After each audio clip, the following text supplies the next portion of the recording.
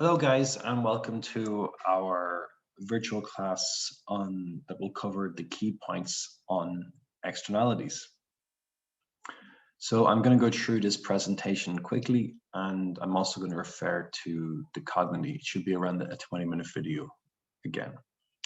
So we'll start off with the negative externalities of production and we'll look at the role of government. So always in these externality questions, your role as economist is to understand what is causing the welfare loss, or what is causing the welfare loss, what is causing the market to not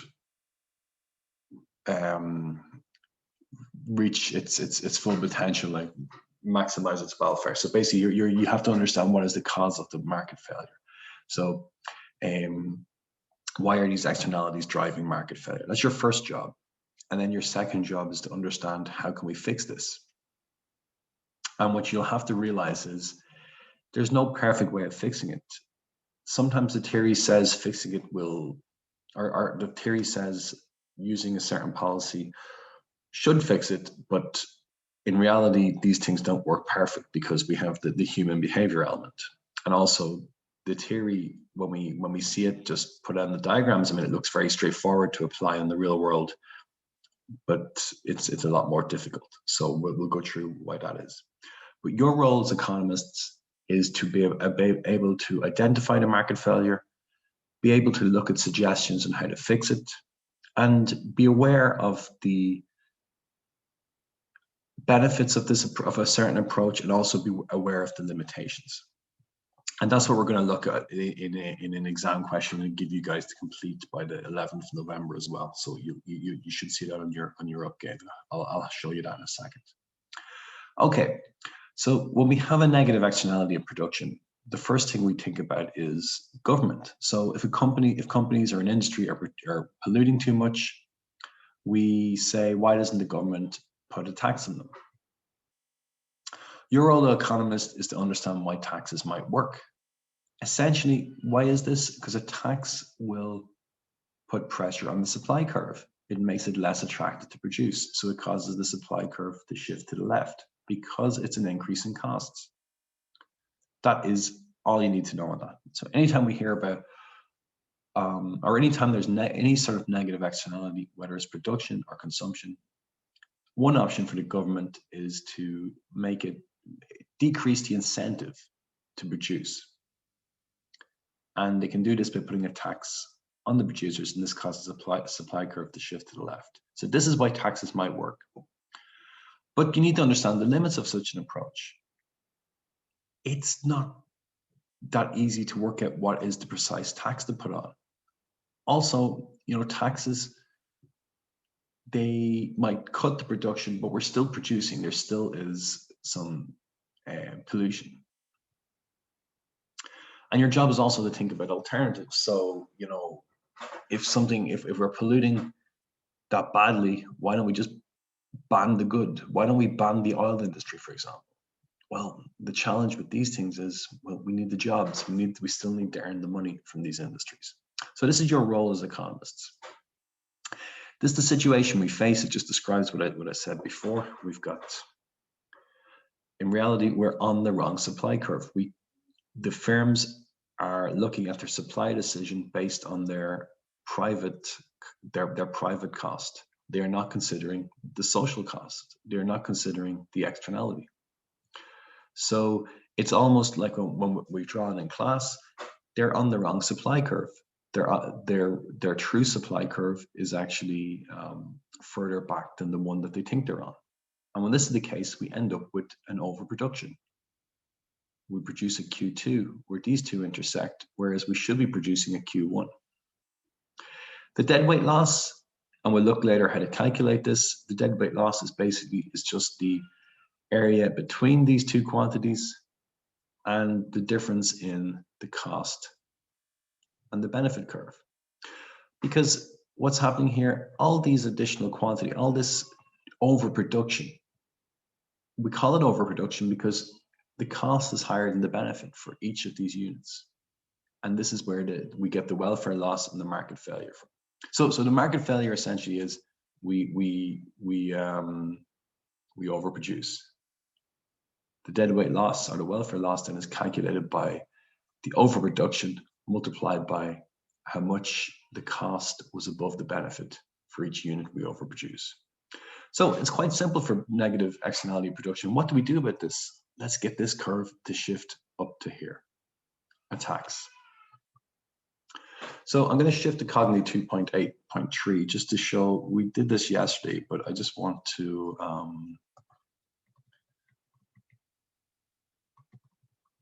this is the diagram we just had. I just want to show you this again. So the challenge, if you have amazing genius economists who can work out exactly how much pollution has been caused and what is the exact size of the oh, I'm on the wrong one. No, I'm on the right.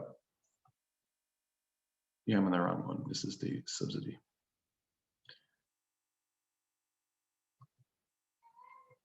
So imagine your economists are amazing. They know exactly how much this gap is in reality. So in reality, this is theory. We don't, or sorry, this is theoretical. We don't know, we don't know exactly what this is in the real world. We don't know, we know where we are here.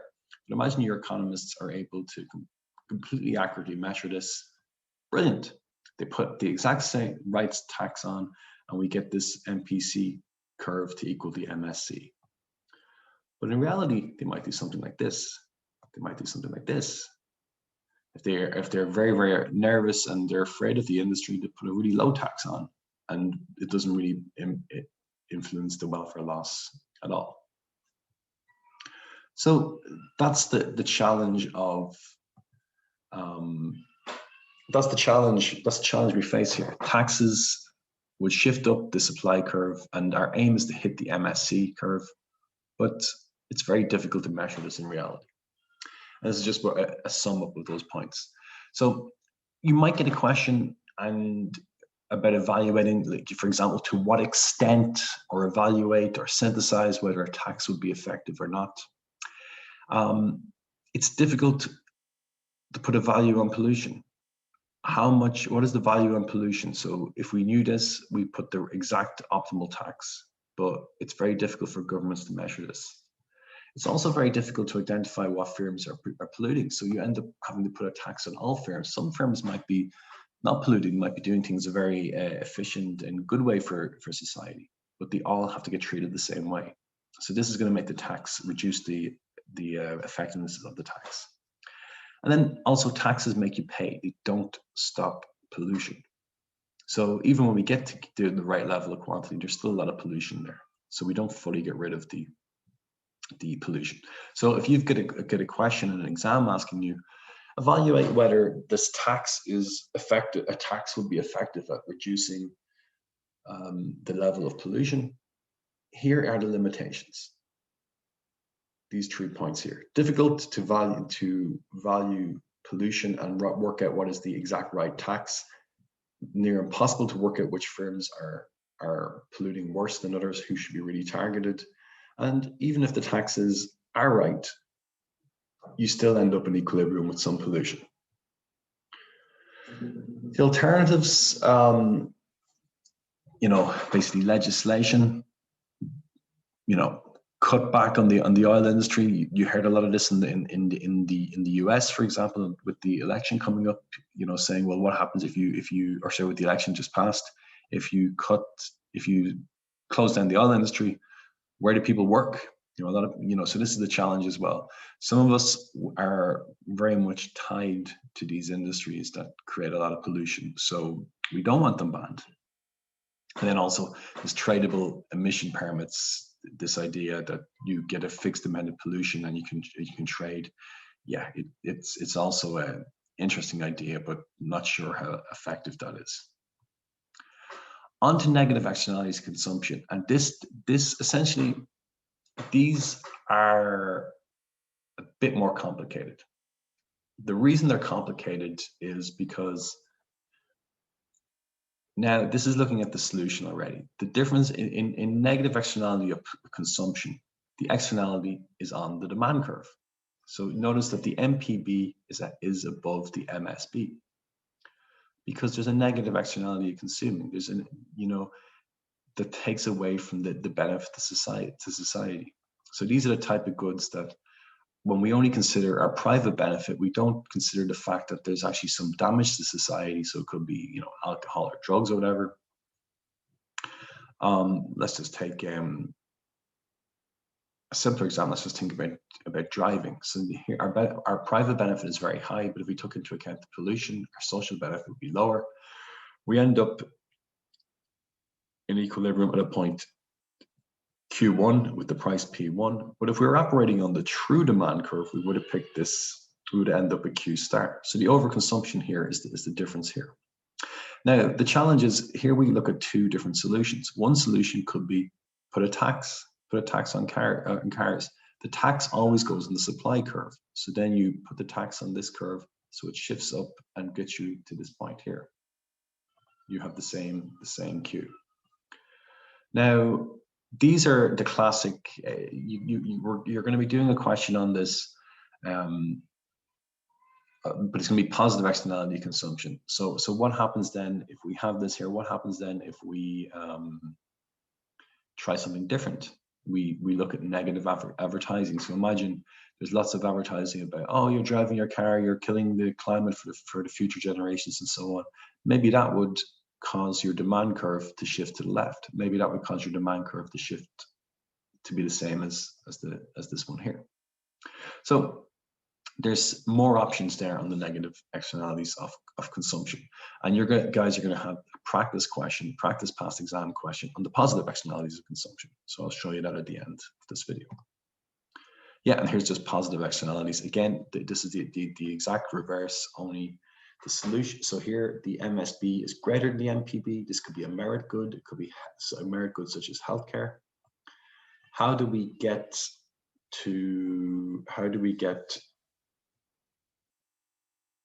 society to consume more? They're only consuming Q1. We want them to consume Q star.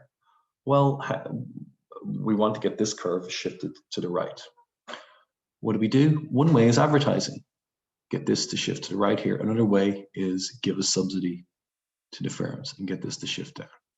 So either of these options. So the X and this diagram here, essentially, this is the solution diagram you want to use for the example question. What in the exam question I'm going to give you guys. So final part here, calculating dead weight loss. And I think you had some practice on the cognitive questions on this. And also one of you guys pointed out to me there was a mistake in one of the cognitive questions that they're going to fix.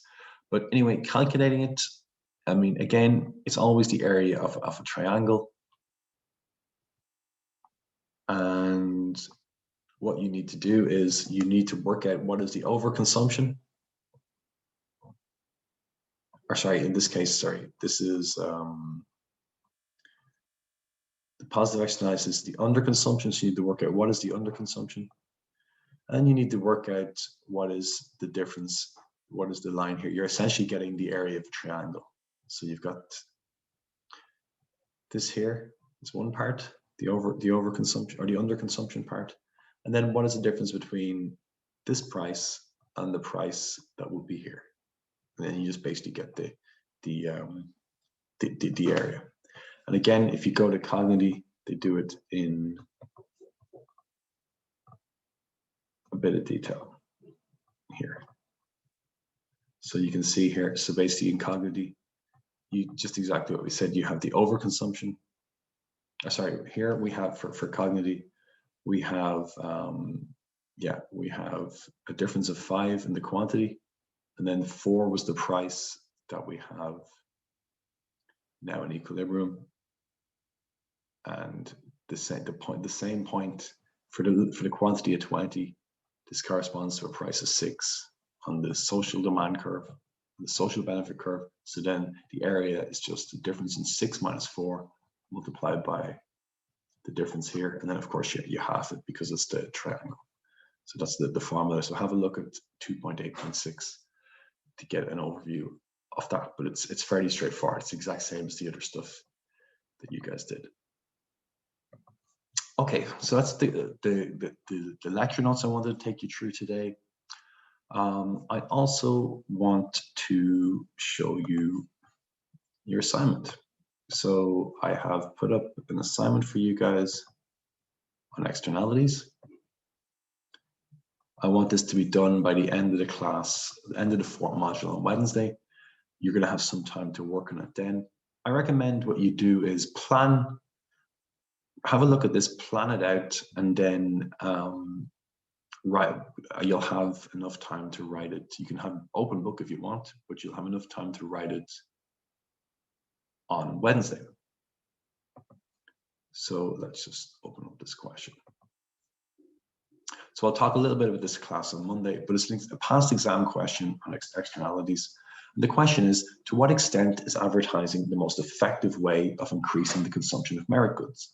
It's a 15-mark question. So it's the first time you guys are doing a 15-mark question. And key thing here is we're asking to what extent. This is an evaluation. This is the addition on the earlier questions you did. So the previous questions you did are just explain how merit goods cause an externality. Or sorry, explain how merit goods cause market failure. That was the type of questions you did for the 10-mark, but now we're going on to the more advanced question. That's what I'm saying here. Note this question requires you to evaluate.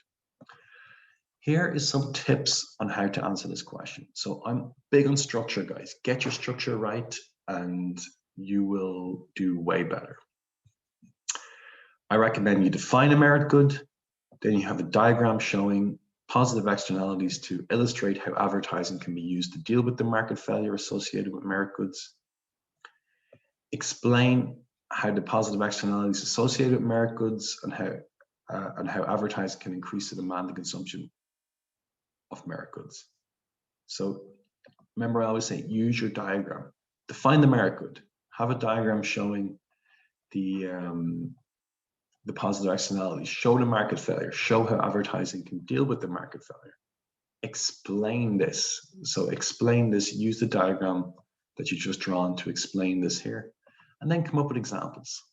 And you guys know tons of examples. Health, education. Come up with some real ones. And then this is what separates you from, this is what separates the 6s and 7s, your evaluation. To what extent? This is where you're dealing with the to what extent part. So you talk about all these things here. So I'll talk a little bit more about that on Monday, but I think this will be a good start. And what I recommend you guys do is plan out this answer, and then you'll have about 30 to 45 minutes on Wednesday to write it up. So don't start writing until Wednesday. You'll have some time in the class on Wednesday to write it up, but have it planned out, okay? All right, that's your assignment, and good luck with that. And that's me for today. Thank you very much.